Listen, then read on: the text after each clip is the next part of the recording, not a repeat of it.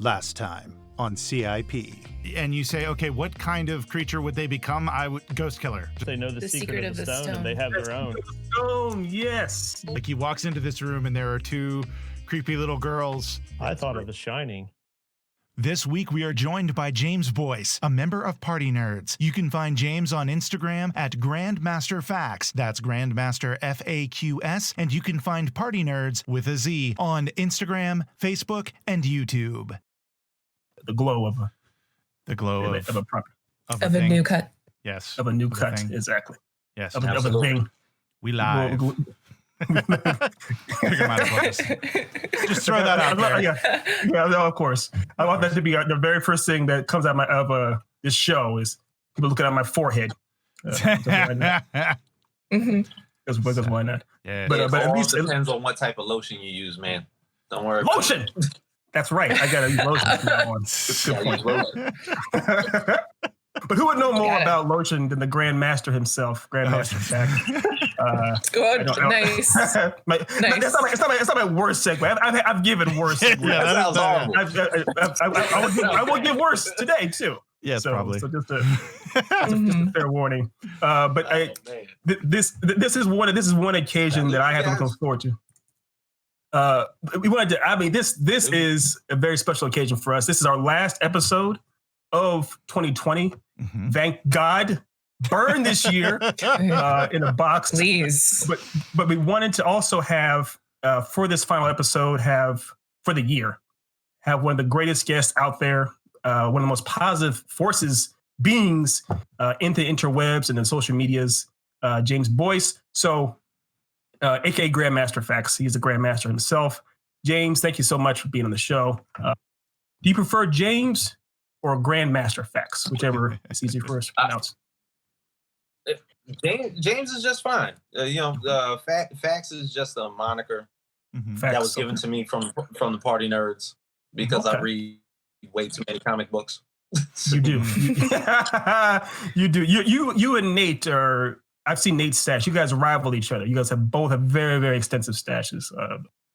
Yes, which is good. It's just that I think lately I've been siphoning away from the big two, and I've been just diving way deeper into independent comic books, which has just been now the forte. Because do you have check oh this no, guy please out. go ahead. Sorry.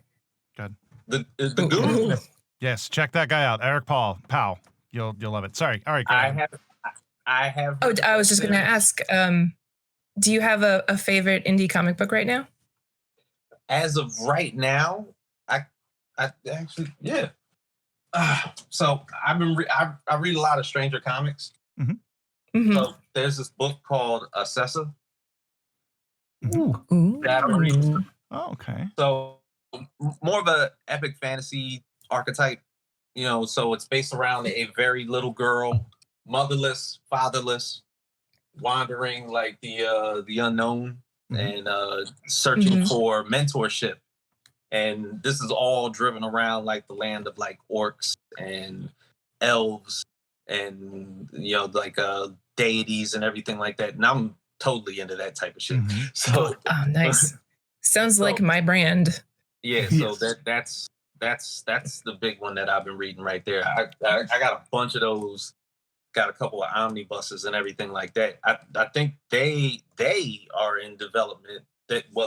Their Niobe character is in development with HBO right now. Yeah, Niobe. Yes, yeah, she got big. Yeah, yes, yeah, which is awesome, which is great too because it's a very different kind of a cultural kind of. Yeah, because necessarily, I guess they from that standpoint, that whole Game of Thrones, Lord of the Rings type of fantasy tales don't get told that often on a bigger scale. So I think HBO is just trying to find like another type of follow-up that they could like just throw in there. That's kind of like that bit to go with it. Yeah, it's kind of like a spicier version of like the Avatar in and of itself that has a world building that makes sense, that has lots of you can tell have a lot of time to build it. Yeah, it's actually really good. Yeah, it's really good. Okay, cool. Well, what's funny about this is today we're not here to talk about someone else's book. We're going to talk about James's, Facts. I'm sorry, Grandmaster. I don't have a book. Well, you don't have a book. You don't have a book, but you have a beautiful brain. Yes. And that beautiful brain has come up with a beautiful character. Right. And as I already said, yet. You don't have a character. You don't have a book yet. But that's what we're here for.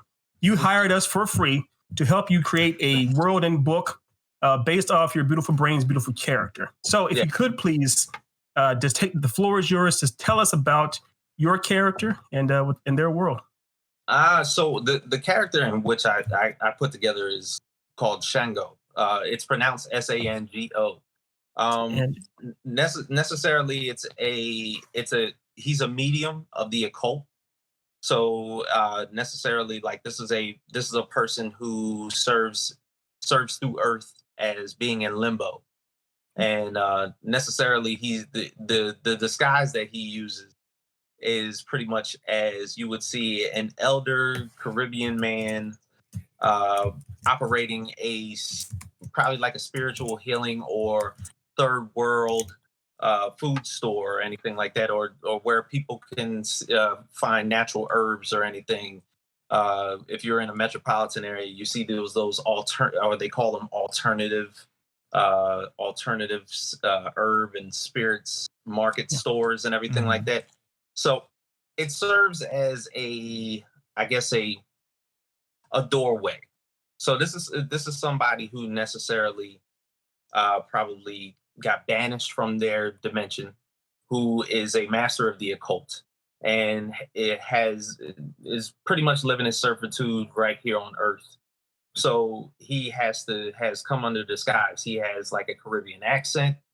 It's about 6'1", light skin, probably like the wooden natural necklace, but has gold rings. Always dressed finite with almost like casual dress. Still wears dress shoes like you would see an older man wearing, but generally this person is in their 40s. Right. Slim athletic build, just like but necessarily people go to this person because this person has the ability to talk to the dead. And his market also serves as a doorway for people to speak to their loved ones, or for him to speak to his elders about the dead. So like the reason I came up with the name Shango is because it's me being my grandfather's of Caribbean descent. He's from Barbados, and they use Shango healers as kind of like deity. You don't see them that often, but they're still there. Like people often wonder, the African Americans that came here speak perfect English. The slaves that came over into America, they speak perfect English. Or the slaves that came over into Cuba and Puerto Rico speak perfect Spanish, or Hispaniola between the French in Haiti, or the Spanish that is happening in Cuba. But when you go to the Caribbean Isles, necessarily they were brought over by the English as well. They don't speak the same type of English as we do. They still have an accent. They still fuel that type of accent coming over from Africa themselves. So they have this very, very, very strong accent, even though it is English. But Shango in the Yoruba type of sense is the god of thunder, which many would perceive that to be Thor. Sure. But in the Yoruba sense in Africa, Shango is the god of thunder. And it's pretty much they have these things called the Orishas, who are like the most powerful beings, sort of like mythological creatures, mythological figures, sort of the sense of ancient Greece and the Roman gods, the Greek gods, and everything like that. So necessarily, you have Shango. Shango is just I guess he's a conduit. That's what I was thinking the word. Yeah, he's a conduit between worlds. Between worlds, but he can bring you there. Yes. So this is somebody that you would see on your block also playing dominoes with a couple elders on the block, just like having a good time. But he's also very thought-provoking and knowledgeable and everything like that. And you may walk past this person daily and not even know it. And so like, or you may see him like going to buy like a bag of apples or something like that. But the thing is, the conversations that he strikes with you are just a little bit way more intriguing than anybody else. Right. He may be like a friend of your mother's. She respects the hell out of him, and she's known him since she was a little girl. And when you ever feel down, the person that she always sends you to for advice is Mr. Shango from the 144th and 28th at the alternative food market, because he'll set your path the right way. I like that. You know, he'll get you to know your ancestors. He'll get you to understand ways of the world in which you may have not even fathomed were true. And he knows more about the intricacies of human beings than a lot of people don't necessarily know. Okay. So he definitely sounds like he sounds like a god of the people, so to speak. The first thing I know, Nate is a fan of Neil Gaiman.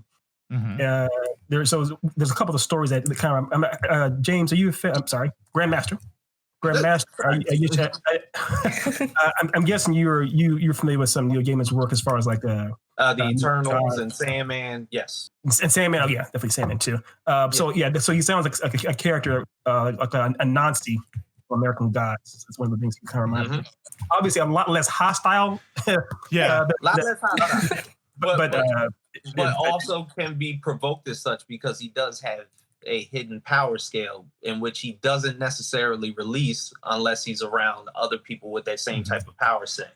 And I was going to say too, because I thought of Anansi as well, and the book version is very different from the TV version. In the way he's presented, and so I was thinking of the book version. Because the book version seems much more like kind of a similar style. But yeah, I like that. I think that's an awesome character. Yeah, he's definitely there's a lot. I love this character. Yeah. This is definitely Ari's. This is definitely Ari's sweet spot right here. Yeah. It's like the character you can build so many stories around because so many different types of people can talk to him, and there are different adventures and advice, and I love it so much. Right. Because he could also be very much like a character that helps other characters. It's not always about his story or his journey. It's about how he helps other people on theirs. So there's definitely a lot of room to work with there. There's possibly two ways that you could describe him. You could describe him in his setting on Earth, and you could also have him transform into his setting when he's pretty much in limbo amongst the occult, amongst everybody. Like he looks completely different. Yes. It's different forms. I think so. That'd be, if we could. So as we're going to get into the story here in a bit, if we could find, it'd be cool. Ideally, we find a way to have it where we get a chance to see him in both forms. And we may even have Ari be able to draw both forms or what have you too. But that gives us a lot to play with, a lot to work with. So thanks a lot for sharing that character. And again, you mentioned earlier that you didn't have a book. And I like to prove to everyone that how wrong you are, because that is a beautiful book right there. That's a really good start to one, let me tell you. Hey, I can paint a picture. Oh, he needs a brush. Okay. All right. Okay. Well, Sergey, are the die ready to? They are ready. So 1d10, correct? The first is a D10. I remembered. Yay. Okay. You remember everything, my friend. All right. So I'm going to roll 1. Oh, murder mystery. Oh. Ooh. Yeah, I like that. Okay. Murder mystery. Okay. So let me, hold on. Okay. Then another D10 for the setting. Yeah. For setting next. Okay. 9. Oh. I think I didn't swap this one out. So it was college. We did college though, right? Yeah, we did do. Yeah, it was for the it was a while ago. Yeah, we did college. Okay, I can swap that one out real quick. I kind of. You want me to swap it out for a different one, or just? That's up to y'all. I can re-roll if you want me to. I'll also one second. Let me see here. What's next in line? Yeah, swap it out and then I'll re-roll. Because it's a short list. This is a shorter list. It's not as much as this is our shortest list, actually. We only have 22. I will take what is next in line that we haven't already done. Okay. Yeah. Okay, ready? Yes, go ahead. 10. Oh, perfect. Okay, so 10 is tropics. So, Tropics. Yeah. Okay. Perfect. Yeah, that works out. Yeah, that's pretty ideal. Perfect.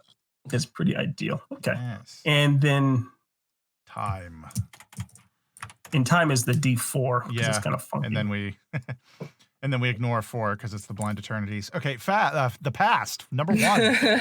Perfect. Actually, okay, this kind of seems ideal. So just to well, the first one's kind of weird, but it's a murder mystery in the tropics in the past. And given they were dealing with essentially a god from limbo that has a liaison between worlds, mm-hmm. And also more as a gatekeeper, not gatekeeper, but kind of a ferryman also. Mm-hmm. This seems very ideal. I do have some ideas already in my mind. I'm not going to say them obviously just yet, but I have some ideas that came to mind right away. So I have the list I have this time. I forgot to send myself. For those who don't know, I am 3,000 miles away from my house, from my regular place, my parents' place, and I forgot to send myself the abridged list of archetypes. So we're going with the old school D300 list. All right. So what I will do is I will throw for the first 100, and then we'll do like what we do for those. Okay. Yeah, so 58. So okay. I don't think we've done this one. Actually, we haven't. I don't remember. Have we done a manipulator? No, we haven't. We haven't, right? Yeah. So manipulator. No, we haven't. We had like manipulative characters, but we definitely have the actual archetype. Okay, this is perfect. We've thrown that in on our own, the manipulation. We do have. Yeah, we like those kind of characters. Pushed us that way. Okay, so now we're gonna do another one. So yeah, this is our final character. Final character. 167. That doesn't sound familiar. So let me see here. 1 second, sir. Documents. Okay, come on, baby. Come on, baby. Scroll for me. All right, 167. Waiting with bated breath. Okay.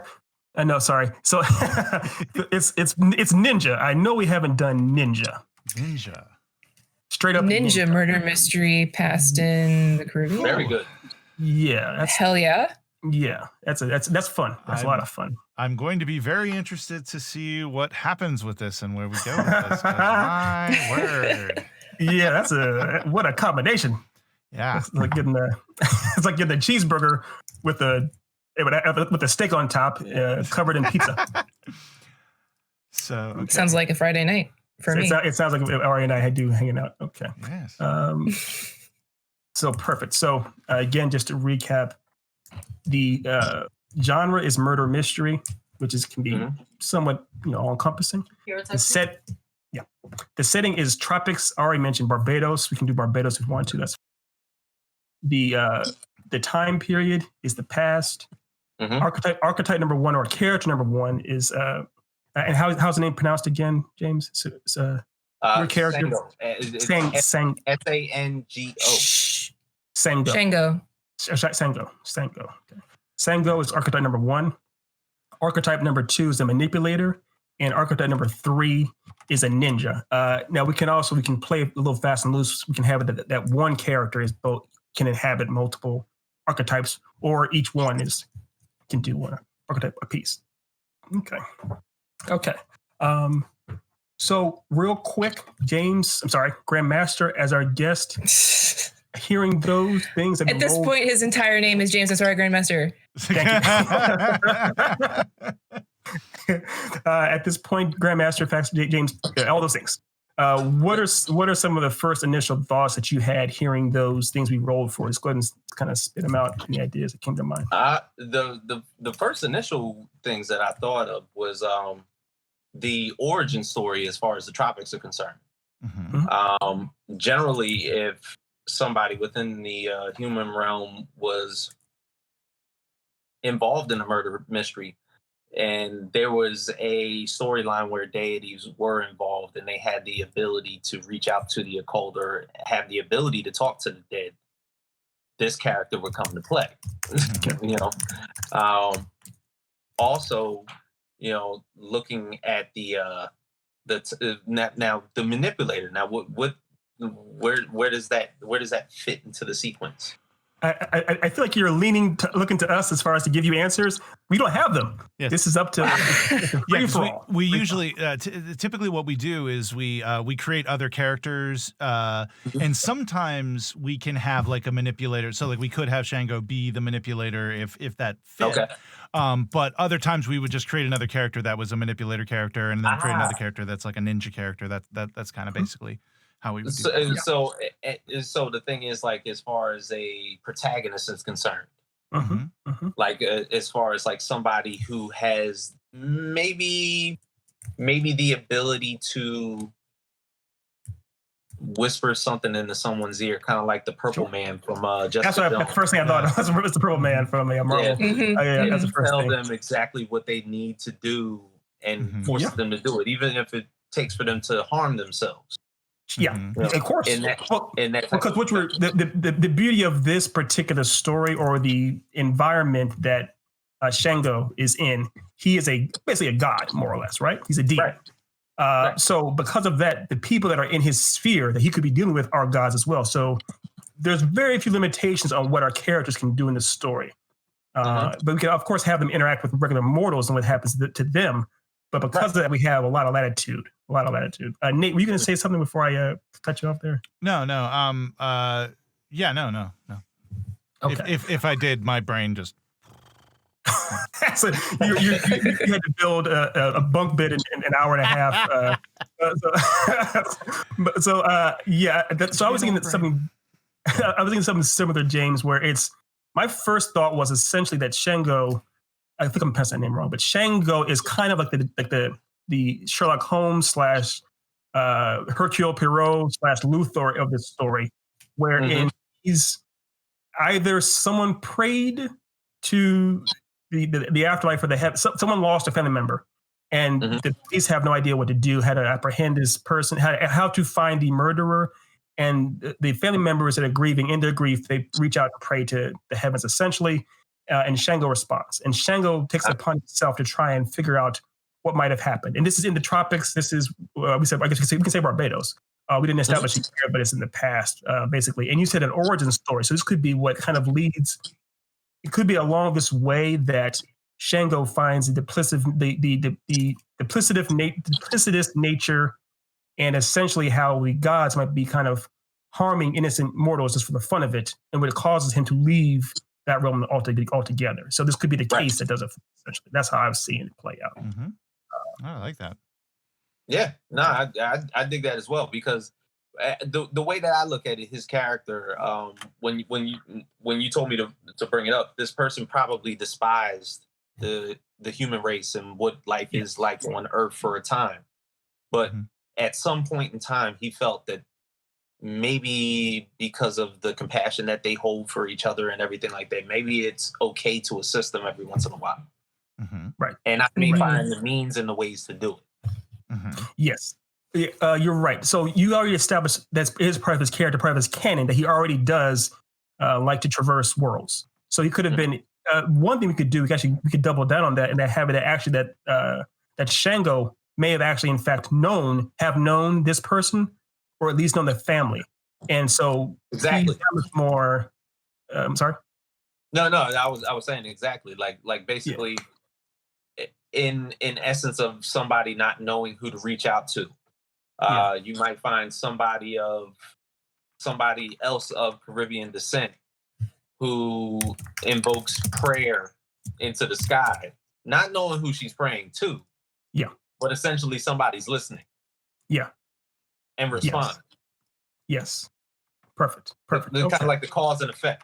The reason that he takes action is because, and that's the weird thing about like characters with religious backgrounds and everything like that. Like you find that to be like super interesting. Like most of the characters that are brought up in religious settings generally have an act to despise people that they think that are below them in some settings. You see that in like Constantine and everything like that. Yeah. Where he not only despises angels, he despises demons in hell. He finds everything condescending. Right. Yeah. You know, and vice versa, because they make it clear that the angels, Gabriel is the main one that Tilda Swinton plays. Tilda Swinton clearly, even though she's an angel, hates mortals a lot. And she makes no qualms about that. So that tends to be the angle. And I guess what's interesting about this character was Shango, not to speak out of turn, but it seems like he actually does care about both sides, ironically enough. He does care about both mortals and non-mortals alike. So it's cool that essentially, like you said, when people are reaching out with people with this family that he might know, actually he may have heard their prayers over the time over years. He may have actually in human form hung out with them before. And so he actually does care. And so when this tragedy happens, and he does hear someone crying out for help, essentially, and of course, all the other gods are literally ignoring them. He's like, you know what? I'll step up and do something, essentially. And so this may be, if you want to go hardcore the origin, which we could definitely do, we could have it because this is the past as well. Have it. This is actually his first time taking on a human form. He could have been lying in limbo or lying in the afterlife, but this is the first time he's decided upon himself to come to the human realm. And this is when he needs to figure out some kind of an outfit to wear, a persona to have. Essentially, he's kind of figuring all that out in this episode, or this story, so to speak. Right. And so he's trying to figure out what's the best way. How can I look like I belong amongst these people in Barbados, but also seem respectable enough that people would trust me to give answers to or get information for them, essentially. So that's. But in the same effect, it also probably exudes conflict amongst the other deities. Of course. To where possibly the finale, the climax of this whole thing is that he's banished to live amongst these people. Oh yeah. Yes. He helped too much. Yes. Yeah. If you like them so much, why don't you marry him? Yeah. Literally. Yeah. I was thinking that you love him so much. Mm-hmm.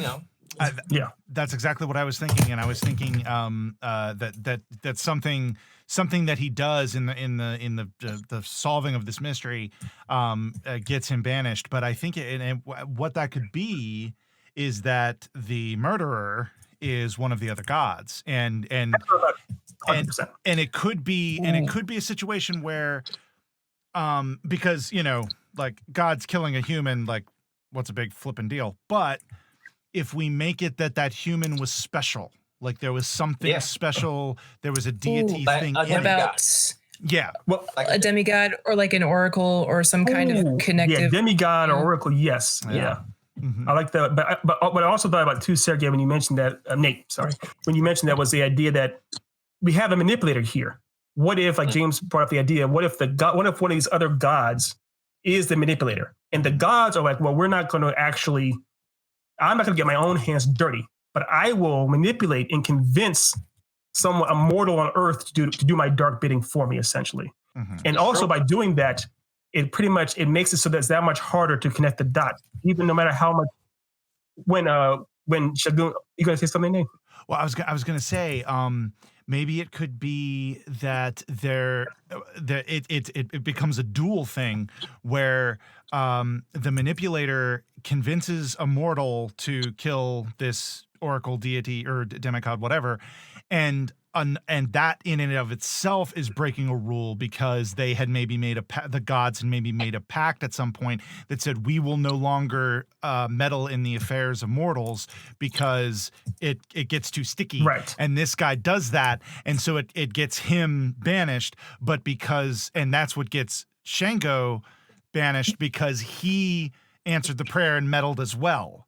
So that's the thing that gets him. Right. It's like a unwritten rule. Yeah. Yes. Yeah. Yeah. Exactly. It's kind of like it's not technically illegal to sleep with your stepsister, but you shouldn't do it. It's very frowned upon. One example. What example? Ask Nate about that. Ask Nate about that in detail. But so we can have it. So we're establishing ground rules for these gods. Essentially, you should not, and they're not necessarily gatekeepers or watching each other like hawks. Mm-hmm. So the idea is a manipulator. Our manipulator character, and because we brought up the Purple Man from Jessica Jones, we can call this character like Tenet or David or something. This character. But you mentioned also in canon that you have that these gods, when they're on Earth, you can't tell them apart from regular people. They can look just as normal as anybody else. This is a murder mystery. We can have it that already on the island, on Barbados, we're seeing this person. And we have no reason to believe this person is from our perspective. When we first meet this character, we think it's a regular person. We don't think it's a god at all. We have no reason to think it's a god. And we never even see that him speaking in tongues to manipulate this ninja character to kill off this other person. Mm-hmm. So that's a kind of, we can go with that angle, so to speak, because the whole idea is they're trying to remain incognito. So both our manipulator and Shang-Du are trying to remain undercover as best as possible during this whole scenario. True. Mm-hmm. And also, so it's and correct me if I'm wrong, James, it's Shango, right? Yeah, it's Shango. Okay. It's Shango. I was gonna Shango, but with Shango. Shango. Yeah, sorry, Shango. Even though it's spelled Sango, it's pronounced Shango. Okay. Shango. Okay. Right. I just want to be perfect. Okay. No, yeah, make sure I don't keep saying the wrong name. So Shango.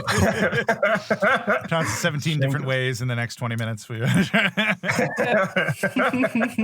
That's being modest. Okay. So I guess one thing to deal with too is, why would, if you were seemingly an all-powerful god, or even just Loki, who's just an asshole that likes to manipulate and do tricks, why would you want to kill a mortal? You said they're a demigod, right? They're a demigod, or they're an oracle. Mm-hmm. That's who he wants to kill. That's who he wants. I guess the oracle or this demigod, he sees them as a possible threat or someone who could give hope to Barbados at this time period. That's what we're going with, right? That's his motive. His motivation is just that he knows the potential of this person. Or maybe the manipulator knows that there's a hierarchy where he's at, and he's pretty much ascending up in the ranks. Mm-hmm. Okay. And this is pretty much precluding to the fact that this kind of like messes up the balance of things to where he's not going to be on the top of the flagpole. Mm-hmm. Okay. Mm-hmm. If it's an oracle, oracles make prophecies, and if you prevent the oracle from making a prophecy that foretells this, hierarchy thing, you know where I'm going with this. I was going to make that suggestion. I said we could go full Greek with it and have it be, like him trying to stop the oracle from making a prophecy, but in doing so causes the prophecy to occur. Go for Oedipal. Yeah, go for Oedipal, basically. Yeah. So. I like that a lot. I like that a lot, actually. Definitely. So more or less, our manipulator, we call Tenet. Tenet gets wind of what the oracle is saying, fears this, and takes drastic measures to go down to earth amongst the people. And he seemingly befriends them, or she seemingly befriends these people, becomes one of them, so much so that when we pick up in the story at the beginning, we see them already with this family. The person's still alive at the beginning of the story. We see them, and they all seem like friends and family all together and close and everything. So there's no reason for any of us to suspect this Tenet, that he's in fact, or she's in fact a god or a murderer. Mm-hmm. Okay. Perfect. Okay, so I have an idea of the oracle, and maybe how that works. Maybe have the oracle. I'm thinking an oracle is like an old grandmotherly type figure who is into the worshiping of these gods and such, and gives these prophecies and does these and basically is like, hey, this is here's this is this is what's going to happen, blah blah blah. And then when she's killed, it's her family, like maybe her granddaughter, who was following in her footsteps, who is the one who gets Shango to come down and come in. She makes the prayers. Yeah. Yes. Mm-hmm. Piggybacking off of that, Nate, I like that a lot. what if we actually have it that the oracle that is murdered, what if she's seeing lots of people in the community, and she's in the community, people come to her, they always ask her questions, she's able to answer them, and she looks them in the eyes and answers their questions for them. And we have our tenant character, he goes to her as well, and he holds her hand and she looks at him in the eyes, and she kind of looks a little, and she can, in some way, without tipping her hand too much, she looks at him and says, "You've come from a long way, haven't you? You've traveled a lot." Basically, the idea is that it pretty much incites the idea that he has to, that she's legit and she knows too much for her own good, basically. It doesn't have to be a big thing, a big tip off, but just the idea that we show that we have to plant that seed for later on down the story, that that he was aware that she was real, basically. Yeah. So you see other people in the community getting prophecies or whatnot from her, and you see Tennant at her getting the same thing, and that's enough to tip him off a second. Yeah. So then later on in the next scene or whenever, when she ends up dead, it was established that the motive was in place. Yeah, I like that. Okay. All right. And like you said, Nate, the next thing would be we have the funeral scene, big, huge funeral scene, and everyone in the community comes out to mourn the loss of, let's call her Granny Master Fax. Mourn the loss of Granny Master Fax, and it's raining. It's like Granny Weatherwax, but Master Fax. but fewer records spinning.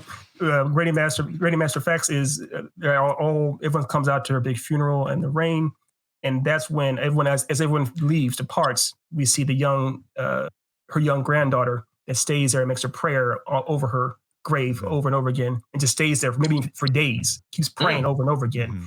And we see in the room, we don't actually see his face. We can either show his actual what Shango looks like, or give him kind of like the idea of like he's like kind of like a god looking down upon from a different perspective for several days over and over again. And after like the third day or something that he decides, I said, that's enough, I'm going down there.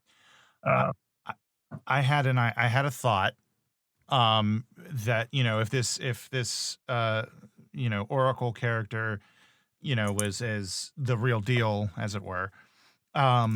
I think it would be interesting if maybe having Shango and it could be something that we didn't know it at the time, but we discover that he was at the funeral as well, because she was a very powerful person that he was aware of and he was connected to in some way. And so he was there to pay his respects. And then he sees the granddaughter, and then he hears the prayers afterwards. And then that's better. Yeah, that's better. Yeah. I like that more. I like the idea of a person on Earth noticing her at the grave day after day after day. Yeah. And that's what kind of evokes him. And eventually, so we could have it. Do you want to have it go the route that, like on the third or fourth day, he sees the granddaughter kneeling at the tomb, and he walks over there to her. He kind of says, "So how are you doing?" Kind of thing. He actually initiates contact with her. Yeah, I think that'd be interesting. I think it would be basically be like, hey, come on, like let's get you warmed up. Maybe it's raining or something. Let's get you inside. Let's get you some soup and everything. And then he basically takes care of her and then gets her, like run down and everything. Right. Okay. Yeah. And I think the easiest way too is that he basically, like James said before, he's kind of like a therapist, a neighborhood counselor in a way. It may be that this is their initial meeting. They don't know each other. So he's like, tell me what's troubling you. And she said, it's my grandmother. And said, tell me about your grandmother, essentially. And this is kind of the part in most either noir stories or murder mysteries where a person pretty much paints a bit of a backstory, kind of saying like, on this night, I was with my grandmother. We were watching TV, or there's no TV, I guess, in the past necessarily. But we were doing our thing, essentially. Everything seemed calm. All of a sudden, I heard there was a break-in. There was a loud noise. I turned around, and my grandmother's there. Something like that. She fills in the gaps as far as what happened to her grandmother's, how she ended up dead, essentially. We can go over that later on, but she tells him there essentially what she thinks happened to him. I like what I'm hearing already. Perfect.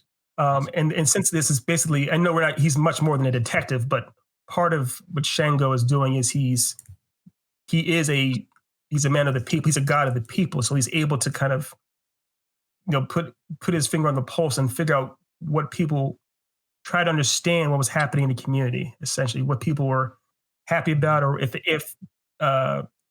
Granny Master Fax had any enemies. If anybody would, why would somebody harm this person that it seemingly the entire community loved?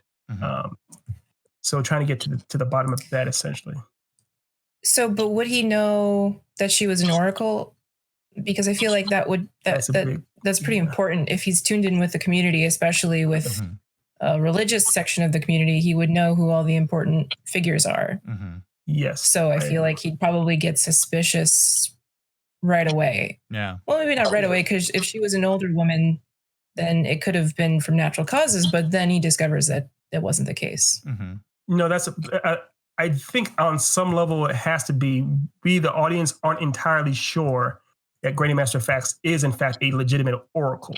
So we're seeing the story kind of from the perspective of Shango. So he himself isn't entirely sure either. He's not dismissing it, but he's just trying to understand. He's meant to be a good detective. He's doing his homework and trying to research and make sure. Right. So he's inquiring. Right. He's inquiring. And are we going to have this be like are we going to know Shango is a deity initially? Like are we going to keep that under wraps for the first quarter? I would think it would. I would think it would be something kept under vest. But he probably only reveals it to the right people. Yes, or even more. Yes, right people, but also even to the audience in the right way. Slow, but wait, Ari. Sorry, I can hear you saying something. I mean, I think probably for if this was a movie or a TV show, perhaps the first episode or first 30 minutes or so, we don't know who this character is. He's mysterious, but I don't think it's a good idea to keep his divinity or his powers under wrap for so long, because this whole story is going to be so wrapped up in that world. Yes. I think we need to know at some point early on that he's not just a random mortal guy. Yeah, I agree. And there are definitely a few ways. I completely agree. All right, there are a couple of ways we can do that. We can show that he has some divine powers or abilities. Well, is it possible to have does he have contacts or friends who are also divine, just visit him, or he can hit up and be like, can you tell me anything about this? And then we, the audience, can observe and understand that, wait, what? This is weird. Yeah. So one thing I thought of, because obviously as we established in canon, he is a liaison, basically. He can walk between worlds. So he can have it talk to who's ever is in the ground. Yeah, he can do. Yes. Yeah. Yes, exactly. Ooh. We can literally have him. We can have a scene after he talks to the granddaughter in great detail. What have you? Get some soup in her, and have him as he's walking away from her, just casually strolling down the street, and all of a sudden a magic door opens up, and you see him kind of like an MC Escher type of style, the stairway. He walks into the afterworld essentially, and he walks into it. He actually finds Granny Master Fax. And he actually tries to talk to her. But now we could have a rule too where she doesn't know who killed her either. So she can't just give him all this information as far as it was over there with the brown hat. But she can say he can have a conversation with her. Right. Well, I was going to say, so there's a couple of ways we could do this. I agree, and I agree with Ari and Ethan about how it should be revealed early, though I do think it should be held back just a little. So so that way there's at least a little bit I'm thinking end of Act 1 is the big boom. Oh, wow. This guy can do weird shit. But I think with the grandmother thing, we can do it one of two ways. We could do it where the manipulator had the ninja, which we will need to address how we got a ninja in the tropics in the past, but I digress. But the manipulator had the ninja kill her in such a way which makes Shango unable to reach her. Via some magical thing. Okay. So that's option A. Option B is like what you said, Ethan. The ninja killed her in such a way where he goes like, "Hey, who offed you?" And she goes, I don't know. I was sitting there making noodles, and then everything went black. Yes. So, yeah. I actually like your. Laurie, go ahead. I have one more option. It could be all of those things which I really like, or you could do like D&D style rules where the dead person can only answer yes or no questions with yes or no. Okay. Yeah, you can do that too. These all work. It's a little less interesting, but I just as a third option. It could we could add something where like there are rules like that, but not necessarily yes or no, like not that restricting, but maybe it's something like she can't speak about the gods or something. Like it might be like there are just overlying restrictions that the dead cannot do. Or speak about. Well, that's part of it too. This is a mystery. So if this was one big loophole is the idea that because this did originate from the inception as it started was from a god. So basically, as Shango is going through the back files of the afterlife, trying to figure out how to get to her, it's almost like something's redacted. Like you can't figure out why is this blocked? Why can't I figure out why is there a wall here? What's going on? Something is off here, and that's where it really gets the most intriguing because he's like something much bigger is going on here than it seems. This is not a regular haphazard incident. And it may have been that the way it was described, the way that the granddaughter described it, it seemed like it was an innocuous break-in or whatnot. It wasn't a big, huge thing. But that may have been the cover-up. The real murder was something else, was actually much more, deliberate, and the way they try to make it look like it was a random break-in kind of thing, essentially. But I like what you're saying, Nate and Ari, about the idea of one, we do need to we could dole it out a little slower that he is, in fact, a deity. But two, that once he gets into the afterlife, there's rules as far as how we can talk to her or how we can do the investigation. I really like the idea of, the second act being him just strolling into the afterlife. Mm-hmm. Yeah. And that being, part of the reveal. Yeah. And I love the idea of him actually literally having an investigation in the afterlife too. Like he's actually talking to other dead bodies, Exactly. Have you seen this person? That kind of stuff. Like he's exhausted the meat space, real world, alive people investigation, and it's gotten him nothing. So there's nothing for it. He's got to go to the afterlife. Mm-hmm. Yes. Yeah. I love that. Yeah. I love the idea of seeing because remember, there's no reason for our master manipulator to have left. He can manipulate any other people too. He could literally manipulate people in the meat space to lie or say they saw nothing or say that it was this person over here or all other things. And it could be that Shango is starting to pick up on this negative energy, or he's realizing something's off here in the meat space world. Like that. I got to try going to my realm and see if I can make more sense, make heads or tails of this. Yeah, where the manipulator has no power. He has no power in this realm. Right, where things seem to make more sense, at least to him. Yeah. Ethan, exactly. I apologize. I have to step away. I apologize. No, you're perfectly fine. Actually, I think we're actually at 10:00. Perfect. Yeah. So we can stop here. Sorry. Yes. No. This is the end of Act 1. Yeah. Mm-hmm. All right. Cool. Yeah, perfect. Yeah. James. Again, I'm sorry, Grandmaster Fax. Thank you so much again for joining us. James is perfectly fine. Ethan. It's what it is Ethan. Thank you for joining us. Yes, thank James. You. Yes, no worries. Thank you, James. No worries. Thank you. Just understand that Ethan has a weakness for nicknames, so he always goes for them first. So just remember that. That's his weakness. If you ever need to overcome him, you can. I appreciate it. Ever subdue me? Yeah. Okay. Well, thank you so much. Thank you so much. Thank you. Yeah, this was great. Listening to this, the brainstorming was amazing. Mm-hmm. Well, and we. Okay. Well, we'll say we'll have you back for part 2, Act 2 and 3 as well. To finish the story up. Yeah. Yes, definitely. Awesome. Indeed. Let me know. Indeed. Awesome. All right. Thank you so much. Pleasure. Thank you. Thank you, guys. Peace. All right. Bye.